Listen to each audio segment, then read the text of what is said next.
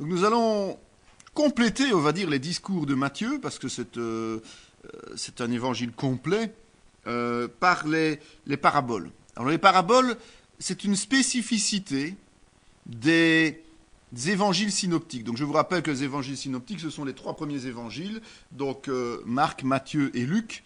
Seul l'évangile de Jean est un évangile différent. Donc c'est une spécificité qui ne se retrouve que dans les évangiles synoptiques, à une seule exception peut-être, si on veut considérer ça comme une parabole, c'est le bon berger qui se trouve dans Jean. Mais c'est vraiment une particularité. Jean n'a pas du tout utilisé cette méthode-là. Et la première parabole va apparaître dans le discours, dans le sermon sur la montagne. Cette fameuse maison qui est construite sur le roc ou sur le sable. On en a déjà parlé de celle-là parce que c'est important de construire notre vie de foi sur Christ, et notre Église sur Christ aussi, et non sur toutes sortes de choses futiles qui font que ça ne tient jamais longtemps. Alors, qu'est-ce qu'une parabole ? C'est un récit, c'est une histoire qui met des choses concrètes de la vie en exergue. Donc on a toute une histoire avec des choses concrètes. Alors, évidemment, il faut se remettre dans le temps, au moment de Jésus. Et quand Jésus utilisait ces histoires, eh bien, il n'y avait rien qui semblait irréaliste pour les habitants à qui il expliquait ça, pour la foule à qui il expliquait ça. C'était des choses qui semblaient normales à ces gens. Évidemment, pour nous, aujourd'hui, ça peut parfois sembler bizarre ou désuet pour certaines choses parce qu'on ne vit plus dans cette culture-là. C'est pour ça qu'il est important parfois d'utiliser les mots contemporains pour expliquer des choses de Dieu, pour donner des images. Et non plus ce que Jésus disait, parce que ça semble un peu bizarre. Mais dans l'absolu, il faut se dire qu'à cette époque, toutes les paraboles sont des choses qui sont faciles à comprendre parce qu'elles concernent des choses du monde qui entourent ces auditeurs. Sauf peut-être une, notamment celle de la paille et de la poutre dans l'œil. Mais enfin, même si les gens ne peuvent pas s'imaginer une paille, si peut-être une paille, mais pas une poutre dans l'œil de quelqu'un, on sait quand même voir que c'est quelque chose de concret. On sait voir l'absurdité des choses, quoi. Donc, mais si c'est un peu irréaliste, c'est quand même facilement compréhensible, pour l'époque comme maintenant. Alors c'est vrai que, hormis ces détails de situation ou de vocabulaire, la parabole, elle est résistante à la culture. Elle est résistante au temps, à condition, comme je le disais, qu'on actualise un peu le vocabulaire. Mais on peut toujours les utiliser de façon concrète pour nos sociétés, pour nos églises, aujourd'hui. Il n'y a aucun souci à ce niveau-là. Un petit exemple. Quand on voit notamment que, du temps de Jésus, quand on parle de garder les porcs ou les cochons, on sait que les cochons étaient un animal impur. D'accord ? Donc on sait que quand on en était réduit pour un juif à garder des cochons, c'était le travail le plus ingrat. C'était le travail qui montrait qu'on était déchu de la société juive. On n'avait plus sa place quelque part. On était vraiment réduit à moins que rien. D'accord ? Aujourd'hui, il faudrait choisir un autre métier. Un métier qui est un métier ingrat, qui travaillait dans les crasses, n'importe quoi. C'est ça. C'est le seul changement qu'on devrait faire. Il faut peut-être expliquer aux gens qui n'ont pas l'habitude que, justement, garder les cochons, c'était quelque chose d'ingrat. Parce qu'aujourd'hui, les porcheries industrielles, notamment du côté de la Flandre et de la Wallonie, sont des sociétés qui rapportent beaucoup d'argent, entre nous. Voilà, c'est plus ingrat, ça. C'est plus une affaire de gros sous. D'accord ? Donc les gens ne pourraient pas comprendre. Pourraient ne pas comprendre. Donc nous devons quand même, quand nous parlons d'une parabole, à des gens qui ne connaissent pas bien les notions que Jésus utilisait, les expliquer. Alors, les paraboles ont aussi une façon d'être classées. Parce que Jésus a eu un ministère avec des phases dans son ministère, et les paraboles ont aussi été données par rapport à l'évolution de ce ministère, par rapport à l'évolution de l'enseignement qu'il donnait, tant aux foules qu'à ses apôtres. On ne donne pas un enseignement tout de go en partant dans les choses les plus difficiles à comprendre. On commence par enseigner les choses les plus faciles à comprendre pour arriver aux plus difficiles. C'est pour ça que la Bible comporte, en tout cas le Nouveau Testament, une progression qui finit par l'Apocalypse, qui est le livre le plus difficile à comprendre. Et qu'on termine toujours une formation en théologie si on la termine par ça, tout simplement. Et même parfois, on n'en parle même pas dans les formations en théologie parce que c'est trop compliqué. D'accord ? Donc, important de se rendre compte qu'il y a des choses qu'on doit amener progressivement. Et c'est ce que Jésus fait.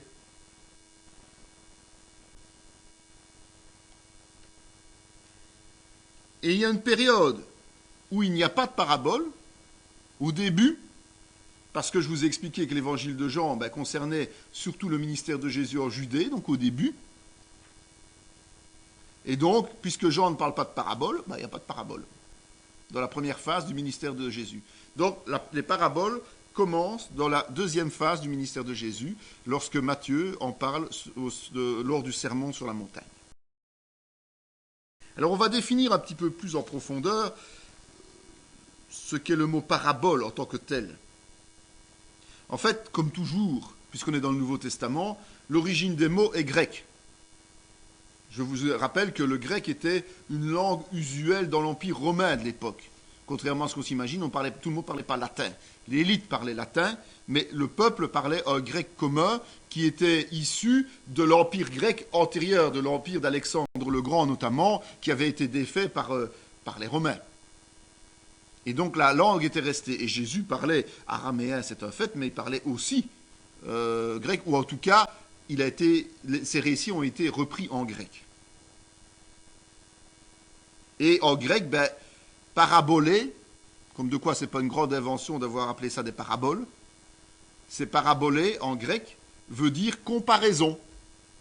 À partir de là, on comprend mieux ce que ça veut dire.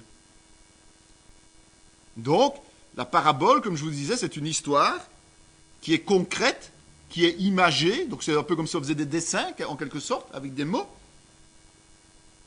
Et l'orateur, qui est Jésus, dans ce cas-ci, va utiliser des modèles de la nature, par exemple, des modèles de la vie courante, pour apporter l'enseignement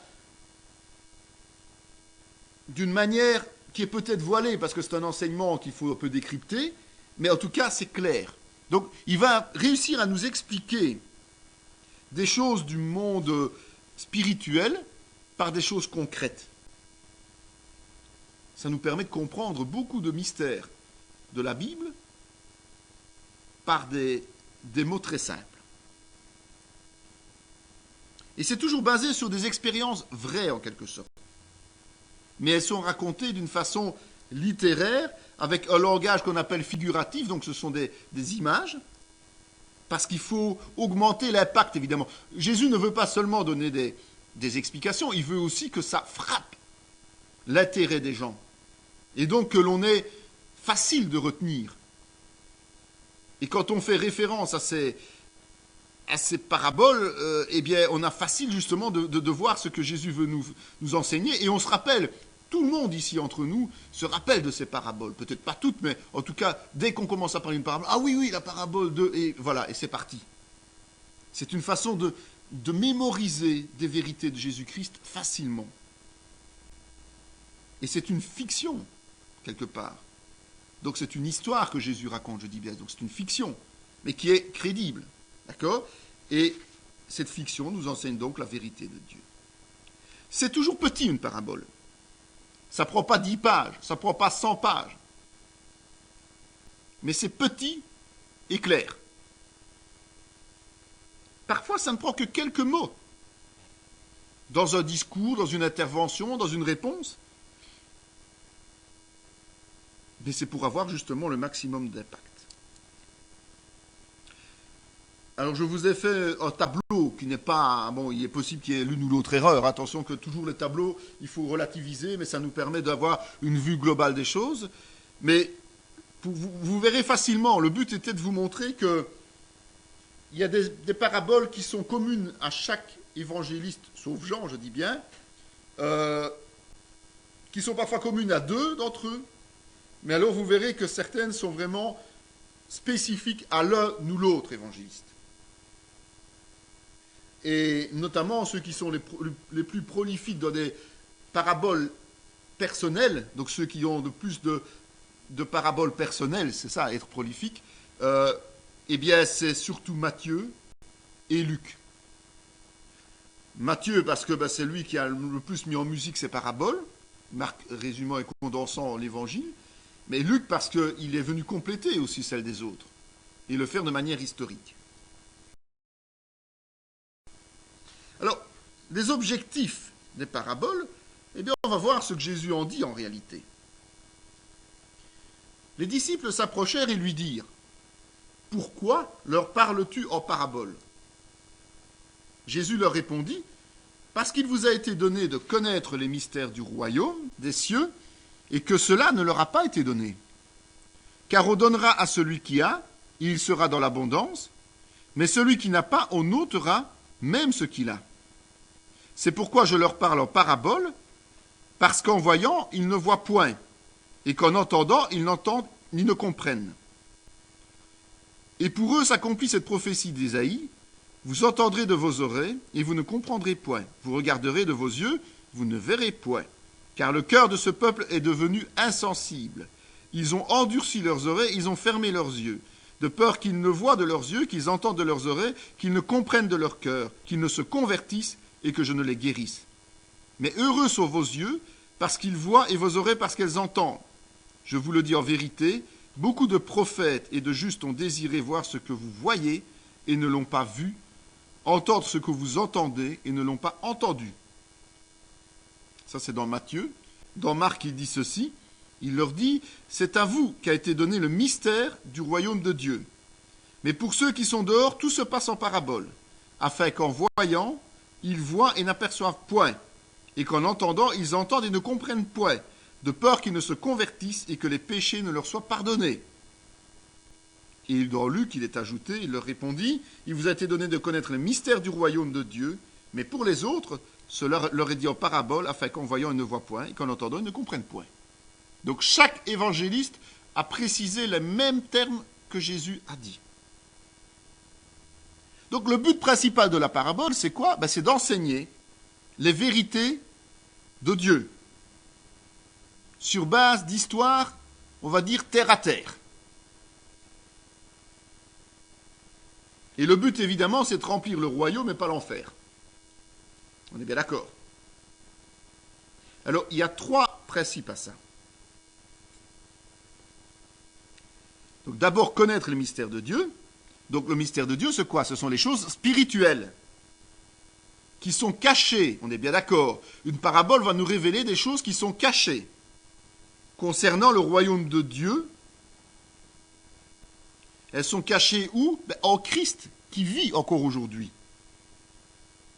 Et elles ne sont accessibles que d'une seule manière. Et de quelle manière ? Par révélation. Et qui fait les révélations ? Le Saint-Esprit. D'accord ?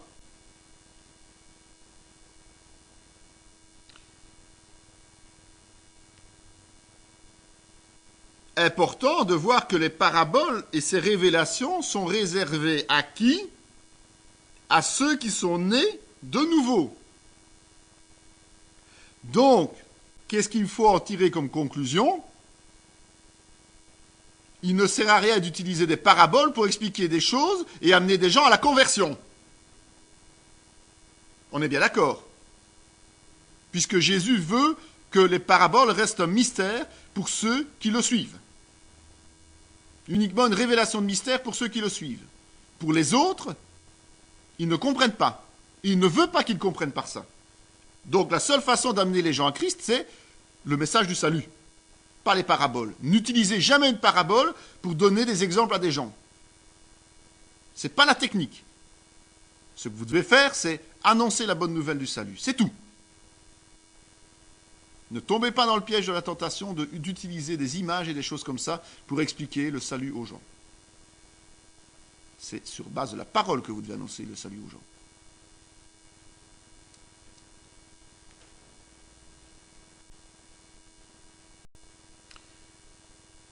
Et puis, il faut évidemment l'appliquer, ce que vous apprenez, dans le cadre de l'obéissance à Dieu, évidemment. Si on apprend des mystères que Jésus veut bien nous dévoiler, ce n'est pas pour dire « Ah, maintenant, on connaît une barre en plus à notre degré de connaissance, et c'est parti. » Non, le but est d'appliquer par le biais de la foi vivante, évidemment. Cette foi va nous permettre, par la grâce du Saint-Esprit, de conserver la connaissance et de la faire fructifier. Parce que si on ne fait pas fructifier, on stagne et on perd.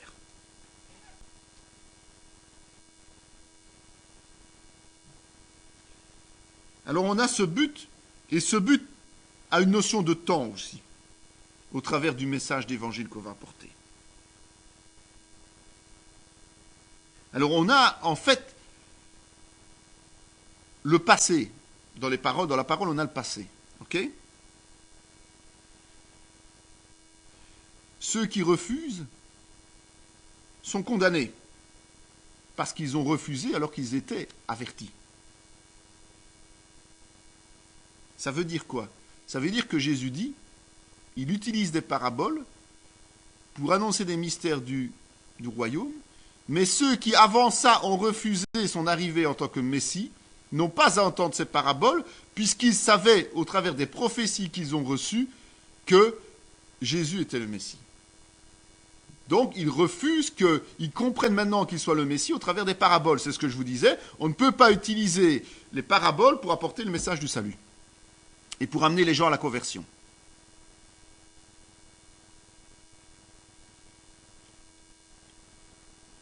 Jésus a été annoncé au travers des prophètes, en résumé.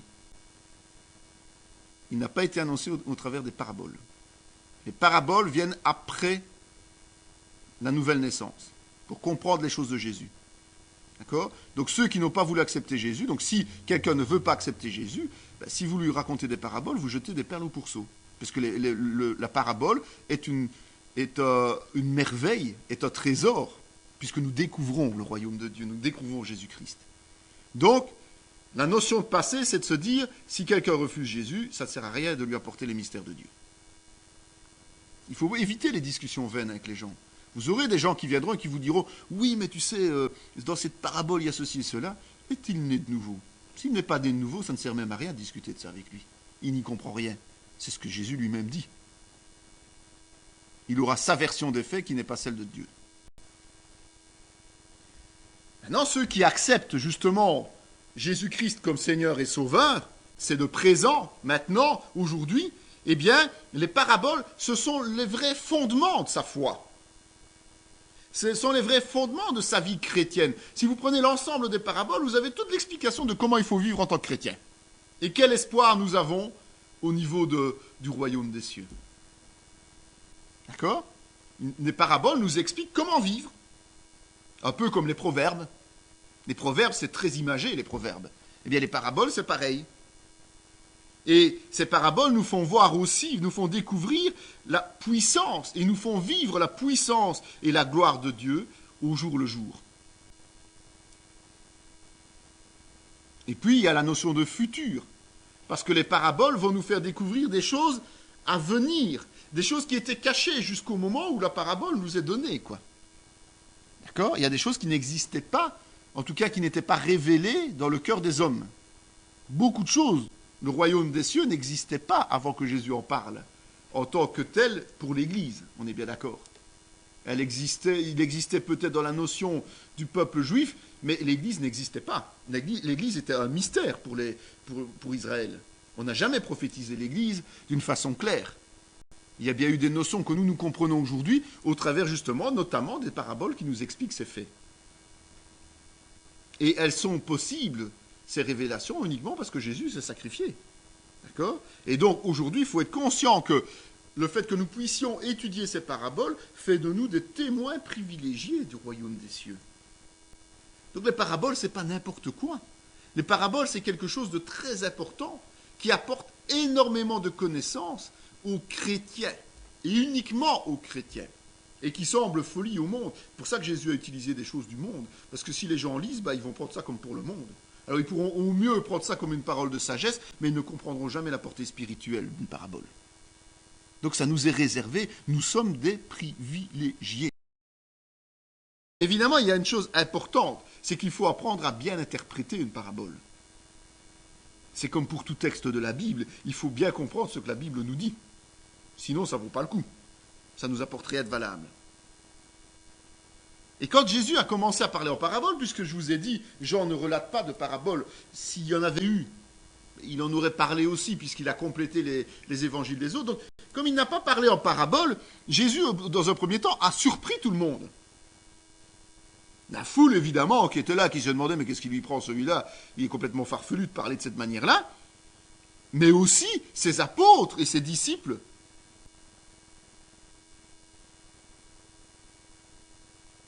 Et Jésus, lui, s'étonne du contraire. Il dit, mais enfin, vous ne comprenez pas une parabole que je vous donne? Mais alors comment allez-vous comprendre les autres? Donc c'est bien la preuve qu'on a besoin du Saint-Esprit pour comprendre une parabole.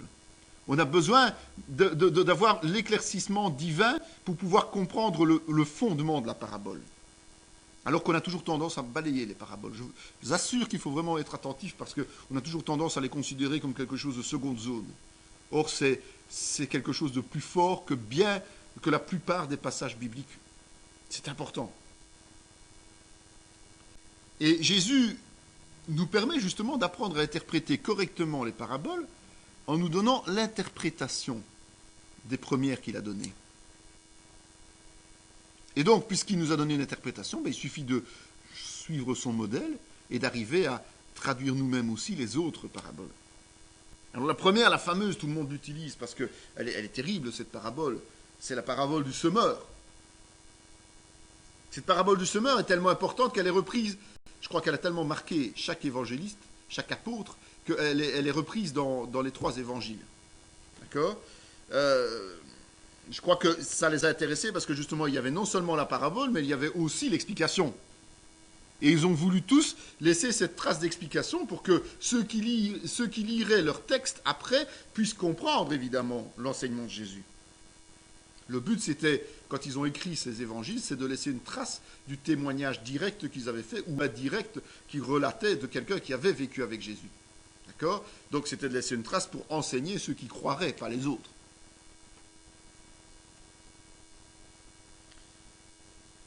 C'est vrai que chacun aussi a sa perception des choses. Et donc, ce n'est pas parce qu'il y a quelques nuances dans la compréhension d'une parabole qu'il y a quelqu'un qui a raison et l'autre qui a tort. On est bien d'accord. C'est comme toute parole, il y a toujours ce caractère personnel qui fait qu'il peut y avoir des nuances qui ne doivent pas amener à des divisions, mais qui doivent surtout amener à une unité dans l'essentiel, c'est-à-dire la base des mystères de Christ. Mais il faut toujours conserver ce principe. Alors, la parabole du semeur est presque la même dans chaque évangile. On va en lire une, Matthieu notamment. Un semeur sortit pour semer. Comme il semait, une partie de la semence tomba le long du chemin. Les oiseaux vinrent et la mangèrent. Une autre partie tomba dans les endroits pierreux, où elle n'avait plus beaucoup de terre. Elle leva aussitôt, parce qu'elle ne trouva pas un sol profond. Mais quand le soleil parut, elle fut brûlée et sécha faute de racines. Une autre partie tomba parmi les épines montèrent et l'étouffèrent. Une autre partie tomba dans la bonne terre, elle donna du fruit, un grain 100, un autre 60 et un autre 30. Vous aurez chaque fois dans le syllabus les passages en parallèle. Parce qu'il est important, quand on étudie un passage biblique de ce type-là, et qu'il est repris dans plusieurs évangiles, de mettre tous les évangiles ensemble. Et donc, vous aurez chaque fois des tableaux avec les 3 versions qui sont données. Parce que vous constaterez que parfois il y a des nuances intéressantes qui ajoutent à la compréhension et au contenu. Et ça, c'est intéressant parce que parfois un apôtre un détail lui a échappé, mais à l'autre pas. D'accord ? Et ici, c'est assez étonnant parce que c'est un des rares exemples, mais c'est sans doute parce que Marc relatait le témoignage de Pierre en tant que témoin direct, que les choses se sont passées ainsi. Mais c'est Marc qui, alors qu'il est réputé pour être très concis dans son récit, donne le plus de détails dans celui-ci. Il va ajouter que la semence est étouffée, donc la semence étouffée ne donne pas de fruits, ou le fruit qui monte et qui croît. Matthieu fait une petite parabole, et Luc va ajouter que les grains en bord de chemin sont foulés par les pieds. Vous voyez ? Alors l'idéal, c'est de prendre les 3 paraboles et d'en refaire une, si vous voulez l'analyser correctement. Et si vous en refaites une, vous verrez alors que vous aurez le texte complet. Pas en résumant, mais justement en mettant tous les détails de chaque évangile pour avoir un vrai bon texte. Qu'alors vous pouvez analyser individuellement. Évidemment, les détails ne vont pas modifier le contenu global de la parabole.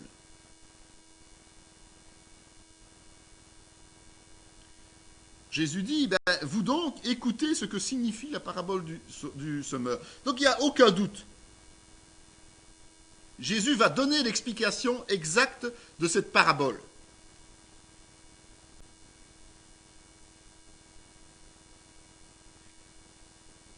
Ce qu'elle signifie.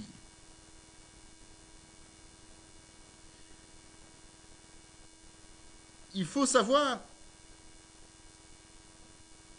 que Jésus, selon les nuances, a soit donné un avis spontané, soit répondu à la demande des apôtres. C'est un détail, mais c'est une manière de dire les choses. Mais ce qui est intéressant, c'est l'interprétation, évidemment. Alors on continue sur Matthieu, mais sachez bien que vous devez partir du concept qu'il y a 3 récits et qu'il faut les mettre ensemble. Lorsqu'un homme écoute la parole du royaume et ne la comprend pas, le malin vient et enlève ce qui a été semé dans son cœur. Cet homme est celui qui a reçu la semence le long du chemin. Celui qui a reçu la semence dans les endroits pierreux, c'est celui qui entend la parole et la reçoit aussitôt avec joie. Mais il n'y a pas de racine en lui-même, il manque de persistance, et dès que survient une tribulation ou une persécution, à cause de la parole, il y trouve une occasion de chute. Celui qui a reçu la semence parmi les épines, c'est celui qui entend la parole, mais en qui les soucis du siècle et la séduction des richesses étouffent cette parole et la rendent infructueuse. Celui qui a reçu la semence dans la bonne terre, c'est celui qui entend la parole et la comprend. Il porte du fruit, et un grain en donne 100, un autre 60, un autre 30. Qu'est-ce qu'il faut retenir de ce type d'interprétation ? Il y a 2 principes de base qu'il faut respecter. Il faut être simple. Jésus ne donne pas des choses compliquées. Donc qu'est-ce qu'il fait ? Il prend chaque graine, et chaque graine représente un type de pécheur en quelque sorte, qui reçoit l'annonce de l'évangile. Chaque terre qui reçoit un grain, évidemment. Donc chaque terre reçoit une semence, la parole de Dieu, d'accord ? Et cette parole de Dieu est accueillie d'une manière différente. C'est simple. Et on voit que chaque terrain a une réaction stéréotypée. Donc il n'y a pas 500 000 façons de réagir quand on reçoit la bonne nouvelle, c'est ça le résumé, mais il y a 4 manières stéréotypées de réagir. En fait, il détermine les catégories de personnes qui sont confrontées à notre travail, c'est-à-dire l'annonce de la bonne nouvelle. Voilà. La deuxième règle à retenir, c'est qu'il y a une seule leçon par parabole. Parce qu'il y en a qui ont essayé de donner des centaines de leçons sur une seule parabole et de décortiquer ça dans tous les sens. Il y a une leçon par parabole. Ça, c'est une réalité. Ici, c'est tout qui reçoit l'annonce de la bonne nouvelle ne va pas réagir de la même façon. Mais il y en a une seule valable, c'est celle qui porte des fruits. La dernière.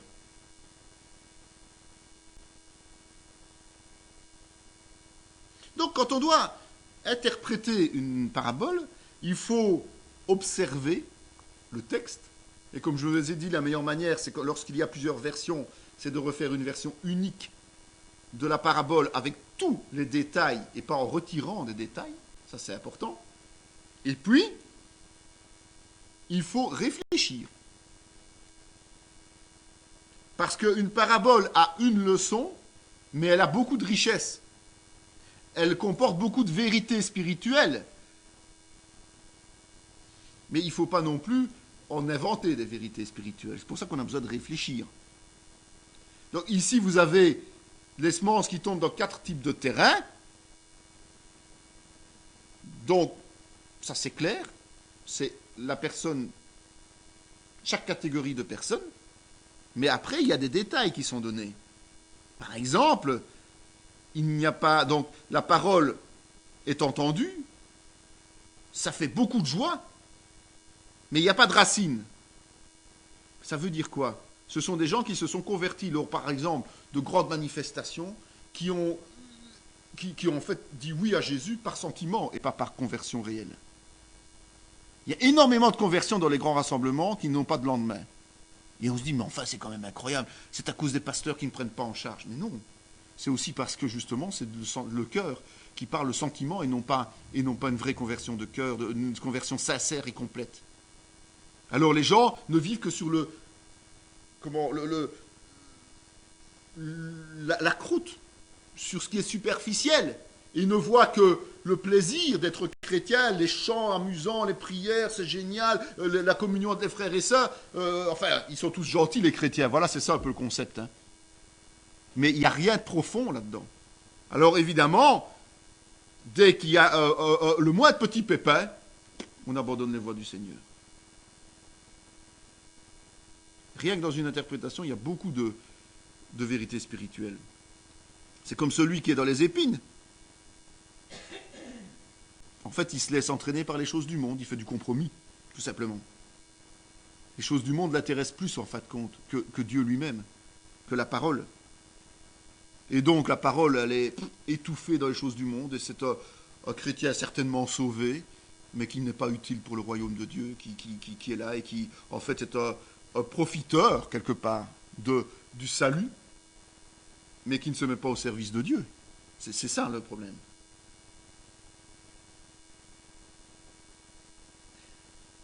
Donc attention de toujours bien réfléchir, de ne pas en faire trop, mais de ne pas en faire trop peu non plus au niveau de l'interprétation. Donc il y a une vérité, un seul enseignement, mais il y a beaucoup de données spirituelles autour de cet enseignement.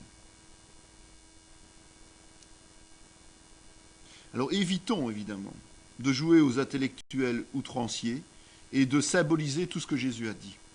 S'il a pris des modèles terre à terre pour expliquer les choses du monde, du royaume, du monde de Dieu, je veux dire, eh bien, il ne faut pas commencer à en tordre le sens en donnant des symbolismes pas possibles et tout à fait irréalistes. Il raconte des choses concrètes. Le royaume de Dieu est concret pour ceux qui croient en Dieu et en Jésus-Christ. Donc, il est normal qu'il faille prendre ça comme une vérité telle qu'elle est. Et transposer cette vérité terrestre en vérité céleste. Et pas commencer à faire des élucubrations où les gens n'y comprennent plus rien et où on a l'impression d'être un super exégète et un super théologien. C'est la foutaise. Jésus n'a pas dit « je fais des paraboles pour les super théologiens », il a dit « je fais des paraboles pour ceux qui sont sauvés, pour ceux qui sont nés de nouveau ». Simplement, il n'y a pas d'autres conditions pour comprendre une parabole. Donc ne vous laissez pas entraîner par les gens qui croient détenir une vérité que vous n'êtes pas capable de sortir vous-même. La parabole, vous êtes tous capables de la comprendre. si vous l'analysez simplement, normalement. Ok ? C'est important ça. Hein ? C'est important parce qu'il y a des gens qui construisent des livres sur des choses comme ça et qui n'ont ni queue ni tête. Ce sont des faux enseignants, des faux prophètes de nouveau.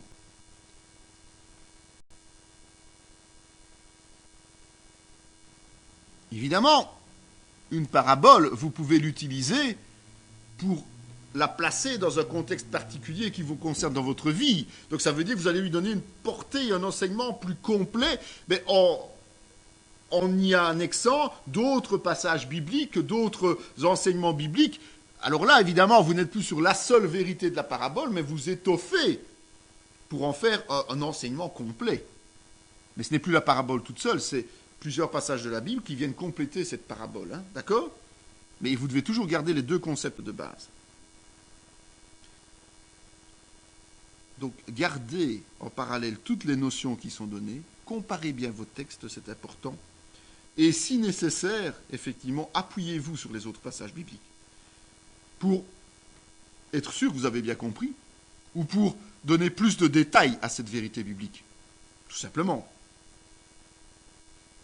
Alors, Jésus, au travers de ça, va faire quoi ? Il va nous inviter à comprendre les symboles qui sont utilisés. Alors, qu'est-ce qu'un symbole ? Ce n'est pas quelque chose d'imperceptible, non. Le semeur, c'est qui ? C'est vous et moi quand on évangélise, quand on apporte la bonne nouvelle. C'est Jésus, évidemment, au départ, qui a apporté la bonne nouvelle. Après, c'est le chrétien, puisque nous parlons en son nom. Restons conscients qu'on ne peut pas faire grandir le royaume de Dieu si on n'apporte pas la bonne nouvelle. C'est notre rôle, c'est notre mission d'annoncer la bonne nouvelle. Donc, le royaume de Dieu ne va s'implanter que par l'ensemencement. Jamais par la lutte armée ou autre solution. Hein. On ne peut pas imposer la parole de Dieu, on ne peut que l'annoncer, la parole de Dieu. Et le semeur, le chrétien, annonce. Ben, la semence, c'est la parole de Dieu, justement, ce qu'on va annoncer. Donc, le message du salut, ça c'est la première chose, mais on voit qu'après, selon la parabole, c'est aussi la totalité de l'enseignement biblique, donc la totalité de la parole, à terme. Puisqu'on dit qu'à un moment donné, la parole est étouffée par les intérêts du monde et tout ça. Donc, la semence, c'est la parole de Dieu dans son sens large, mais à commencer, évidemment, par la bonne nouvelle du salut. Il faut présenter Jésus aux païens. Il faut leur annoncer. Et donc, la semence, c'est l'annonce du salut d'abord, pour amener à la nouvelle naissance par l'œuvre de Saint-Esprit. Ce n'est pas nous qui convertissons, je vous le rappelle, c'est le Saint-Esprit. D'accord ? Et alors on a les sols, on a les terres, qui vont représenter en fait le cœur des hommes, au sens large. Et ces hommes, quels qu'ils soient, vont réagir à l'annonce de l'Évangile d'une manière différente. L'homme est de nature pécheresse, mais il n'a pas la même manière d'aborder l'annonce de la bonne nouvelle dans son cœur. Nous sommes tous différents, et donc on est pécheurs quand on ne connaît pas le Seigneur, mais on n'aborde pas de la même manière cette parole qui nous est annoncée. Et donc, on peut en retirer un enseignement. D'accord ? Cet enseignement, ici, nous dit que le cœur de l'homme a 4 types différents, et de quatre types différents. Il y a parfois le sol damé, d'accord ? Ce sol qui est écrasé, qui est dur. Il peut être dur à cause du péché, à cause de l'attrait des choses du monde. Il est au bord du chemin. Et ceux qui se sont déjà baladés dans les bois, notamment tout ça, quand on marche sur des sentiers de terre, le sol est dur, on ne sait rien y planter en fait. C'est impénétrable. Alors même s'il écoute, ce qui n'est même pas certain, parce qu'il faut encore qu'il s'arrête pour écouter. Vous pouvez vouloir lui parler de Jésus, mais il va vous rejeter, il va vous refuser. Même s'il écoute, il ne va rien comprendre. Parce que le diable l'a déjà entraîné dans une situation telle qu'il est il se désintéresse de l'évangile. Il n'en a rien à faire de l'évangile. Et on ne pourra jamais rien y faire. Il n'acceptera jamais, là, une bonne nouvelle. Puis il y a les endroits qui sont remplis de pierres. Vous avez déjà vu ça. Hein. Alors les endroits remplis de pierres, en général, par la force du temps, par le vent et tout ça, ben, il y a toujours un peu de terre dans les chemins où il y a des pierres. Il y a toujours un peu de terre. On voit des petites herbes qui poussaient au milieu. C'est d'ailleurs ce qui énerve toujours ceux qui ont des grandes belles maisons avec des grandes allées en pierre, c'est qu'il faut toujours mettre de l'anti-herbe. Donc on peut s'imaginer ça encore aujourd'hui. Mais si vous devez arracher l'herbe, ben, il suffit de la prendre, elle s'arrache toute seule. En général, ce n'est pas très résistant. Parce qu'il n'y a presque pas de terre, justement. Et souvent, elle forme une petite croûte en plus. Alors ceux-là, ben, c'est ceux dont on parlait tout à l'heure. Ils sont tellement enthousiastes, mais uniquement superficiellement, que ça flétrit très vite. Ça ne tient pas longtemps. C'est que la foi n'est pas enracinée. Et donc, dès qu'il y a la moindre contrariété, on abandonne.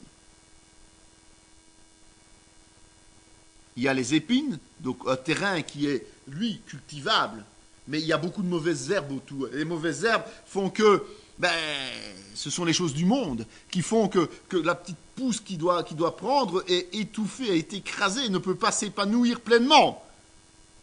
Et donc, la personne ne peut pas être libre en Christ, tout simplement, parce qu'elle est prisonnière des choses du monde. Matérialisme, convoitise, les plaisirs de la chair, toutes sortes de choses. Et il n'arrive pas à se défaire de ces choses parce qu'elles prennent tellement de place dans sa vie que ce n'est pas possible. Et il y a une seule terre arable. Et évidemment, c'est le Saint-Esprit qui prépare les terres, soyons clairs. Et cette terre, elle a été préparée pour recevoir la semence, qui va prendre racine, mais une racine profonde, une racine puissante. Et c'est une racine qui va permettre à chacun de porter des fruits personnels. Pourquoi parle-t-on des fruits de l'esprit ? Parce que justement, quand la foi est bien enracinée, eh bien, on produit des fruits de l'esprit. Et donc, ce qui est dit dans la parabole, c'est qu'il y a différentes terres. Il y en a une seule qui est arable, une seule qui va porter des fruits, qui va avoir une semence qui va, à un moment donné, porter des fruits. Mais chacun porte des fruits selon ce qui lui est donné de faire. Et on voit que d'une petite semence, il y a toujours une portée abondante. Alors ça peut être 30 fois, 60 fois, 100 fois, mais c'est toujours beaucoup. Donc c'est toujours un multiple. Un chrétien né de nouveau, qui a une foi enracinée et qui porte les fruits de l'esprit, va amener à la parole un multiple de non-convertis. D'accord ? Donc d'un chrétien, il y aura toujours au moins plusieurs convertis qui en sortiront. S'il vit selon l'esprit. Donc notre témoignage va toujours porter ses fruits et de façon concrète et consistante. Et c'est ça le multiple. Le multiple, ce n'est pas à nous de le décider. C'est le Seigneur qui nous utilise en fonction de ce qu'il a, lui, décidé. Et donc l'objectif que Jésus vise en réalité, au travers de cette parabole, c'est de nous amener à découvrir notre vrai état spirituel par rapport au salut. D'accord ? Donc la question que nous allons devoir nous poser quand on analyse ce genre de parabole, c'est quoi ? Mais c'est où en suis-je réellement ?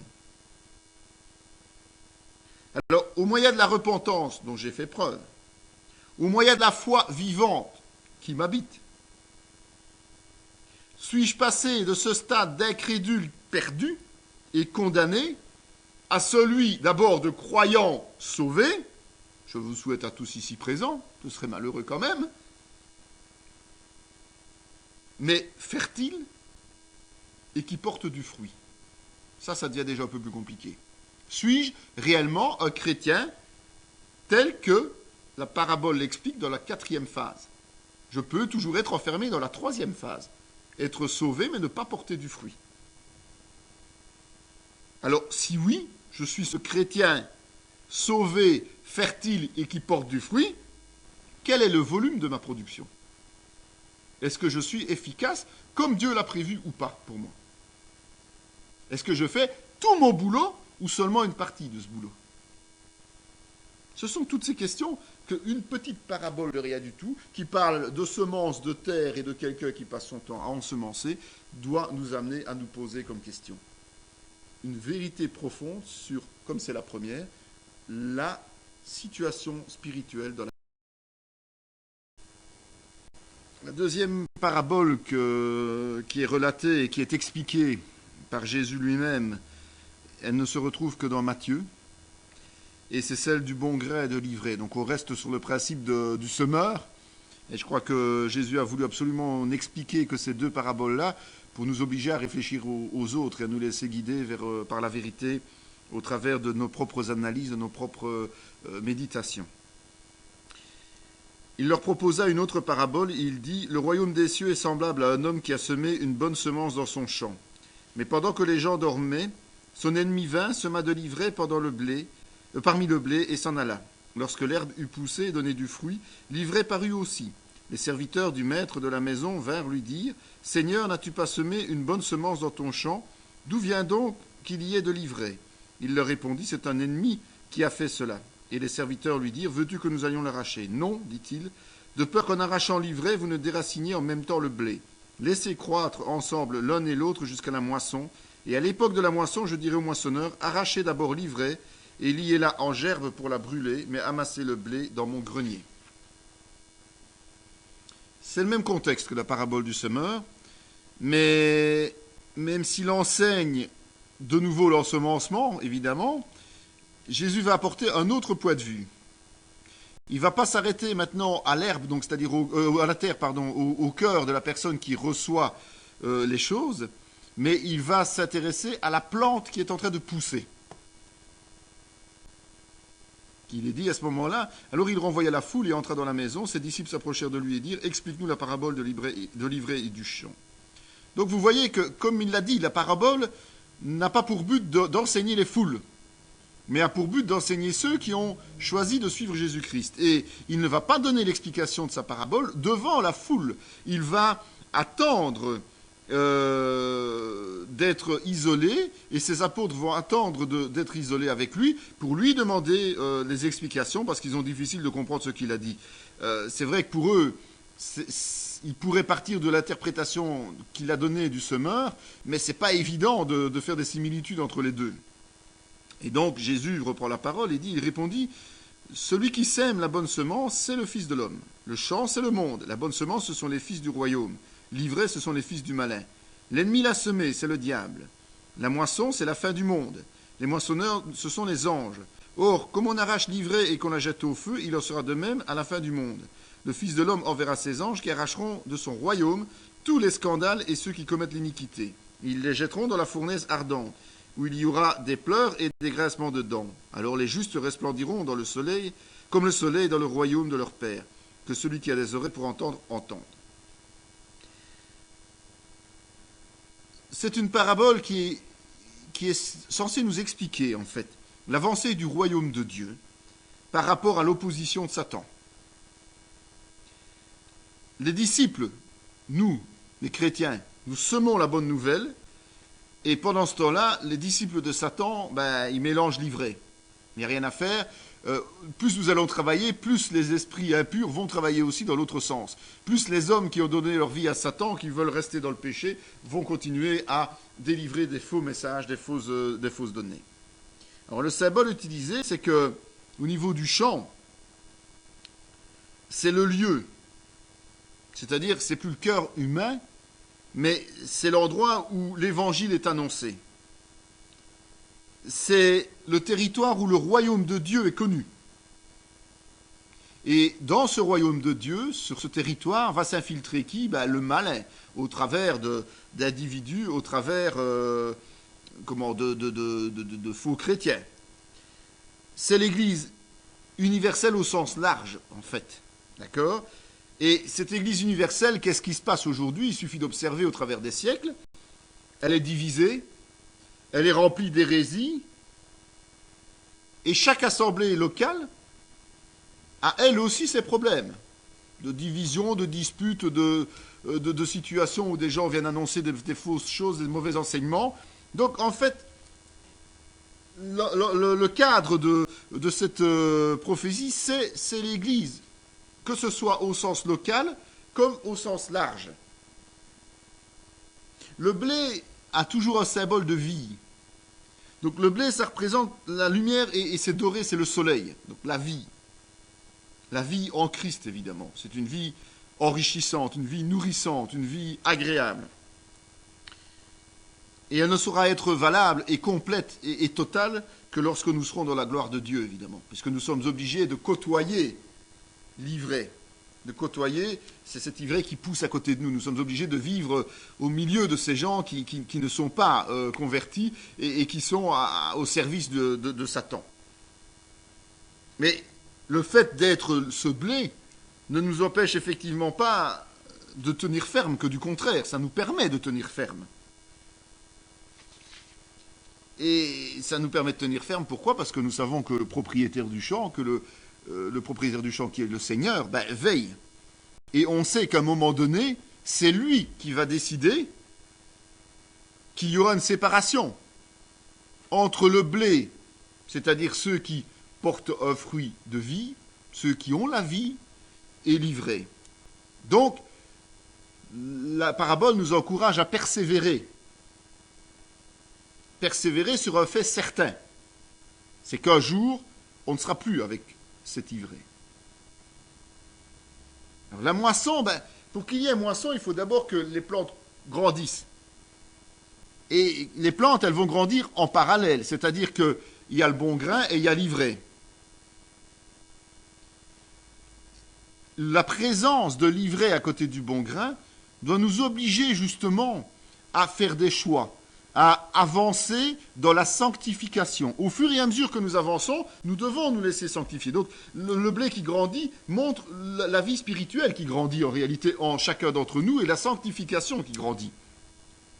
Et quelque part, être en présence de l'ivraie doit nous stimuler plutôt que de nous décourager, doit nous encourager à nous maintenir plus encore dans la parole de Dieu, parce que justement, c'est notre vie spirituelle qui est en jeu. Et c'est vrai que nous sommes amenés en tant que chrétiens, et ça, il y a des enseignements de Jésus qui nous enseignent ça, nous sommes amenés à faire respecter la discipline dans nos églises. Mais on doit aussi cohabiter dans le cadre de l'église universelle ou même locale avec de l'ivraie, avec des gens qui sont mauvais. Mais le jugement ne nous appartient pas. Le jugement appartient à Dieu. Et donc c'est Dieu qui intervient au moment où il le juge opportun. D'accord ? Donc ce n'est pas à nous de faire le tri dans une église. Nous devons faire respecter la discipline dans l'église, mais nous ne pouvons pas faire le tri. On ne peut pas commencer à chasser des gens, sauf si, selon les critères bibliques, il y a des choses concrètes. D'accord ? Là, il faut bien respecter les critères bibliques. Soyons prudents dans ce qu'on fait. D'ailleurs, il y a un autre passage dans la Bible qui dit que ce sont les anges, comme dans ce cas-ci d'ailleurs, qui va séparer les brebis des boucs, qui vont séparer le bon grain de l'ivraie. Ce n'est pas notre rôle de chrétien. Ce n'est pas nous qui vont trier. Ce n'est pas nous qui allons trier. Ce sont les anges. Ça fait partie de leur travail, de leur rôle spirituel. Alors, la moisson finale, c'est quoi ? C'est tout simplement le jugement dernier, où on sait que les justes ne seront jamais traités comme les méchants. Et il est dit que les méchants seront d'abord retranchés pour le châtiment éternel. Ce châtiment qui sera accompagné de grincement de dents, ça vous le savez que c'est quelque chose de terrible. Et puis les justes, eux, ils sont destinés au bonheur éternel. D'accord ? Donc ce sont deux choses tout à fait différentes. Alors quel enseignement va-t-on retirer de ça ? En fait, le chrétien doit quand même être conscient d'une chose. C'est le rôle qu'il a à jouer. Il doit comprendre que ça ne fait pas partie de son rôle et c'est inutile et impensable de chercher à séparer maintenant, par sa propre volonté, les fils du royaume, donc c'est-à-dire les gens qui sont nés de nouveau réellement, qui sont réellement convertis, des fils du malin au sein de l'Église. Donc ce n'est pas notre rôle de faire le tri. Ce n'est pas notre travail de faire cela. Ce n'est pas notre problème de faire ça. D'accord ? Et il est certain que là où Jésus va agir le plus, sera le plus actif, là sera aussi le plus actif Satan.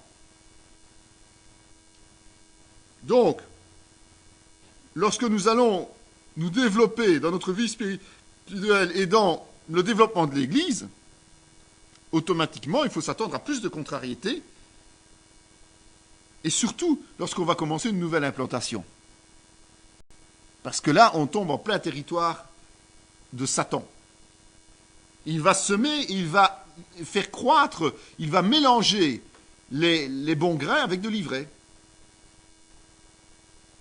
Alors, à nous de laisser agir Dieu, selon les plans qu'il a établis, parce que la grosse difficulté, c'est que si on fait des tris selon notre volonté, selon même notre bonne foi, on va dire, eh bien on risque de perdre des âmes qui étaient sauvées ou qui devaient être sauvées.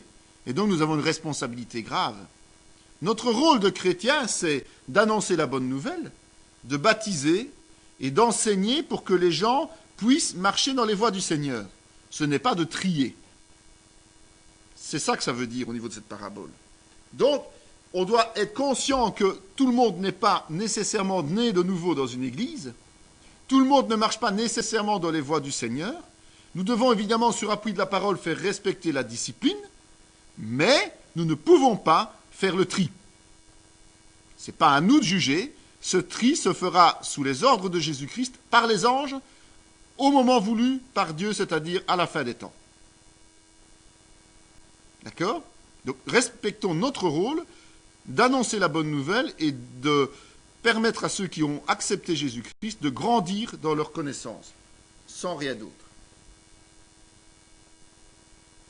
Donc, en conclusion de ce type d'explication, il faut se dire que la parabole va nous permettre d'avoir une révélation des choses de Dieu, mais il ne faut pas en exagérer la traduction non plus, quoi. Il faut bien comprendre ce qu'elle veut dire, mais il ne faut pas aller trop loin non plus dans la compréhension. Parce qu'on ne serait pas dans la compréhension, sinon. On serait au-delà de cette compréhension, donc on ferait mentir la parole, on transformerait la parole si on en rajoute. D'accord ? Mais comme toute autre information, parce que ça nous révèle des choses secrètes du royaume de Dieu, ce n'est pas tellement d'apprendre les choses de Dieu. Oui, il faut les apprendre. Mais c'est surtout ce qu'on va en faire qui est important. Alors, ce qu'on va en faire, eh bien, c'est l'application de ces vérités dans nos propres vies. Alors, nous sommes responsables de communiquer les mystères qui nous sont dévoilés, d'accord ? Donc, ce que nous apprenons, nous devons le transmettre aux autres. Ça, soyons conscients. Tout ce que nous apprenons, nous devons le transmettre aux autres, d'une manière ou d'une autre, pour les encourager, pour les aider. Il faut les proclamer, c'est notre mission de disciple. Mais aussi en les mettant en pratique, c'est-à-dire être la lumière et le sel du monde. Alors, c'est seulement dans ce cas-là que les paraboles vont trouver leur raison d'être.